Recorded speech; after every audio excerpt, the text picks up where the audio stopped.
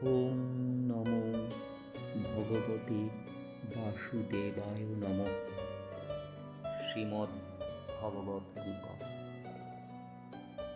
প্রথম অধ্যায়, তৃতীয় শ্লোক। পশ্যৈতাং পাণ্ডুপুত্রাণামাচার্য মহিতাং চ মুম গূঢ়ং দ্রুপদপুত্রেণ তব শিষ্যেণ ধীমতা।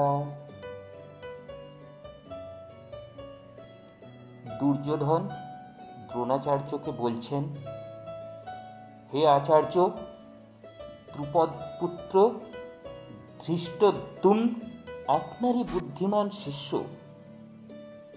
পাণ্ডুপুত্রদের এই শক্তিশালী সৈন্যদল ধৃষ্টদ্যুম্ন পরিচালনা করছেন, আর এই শিক্ষা আপনার কাছ থেকেই পেয়েছিলেন।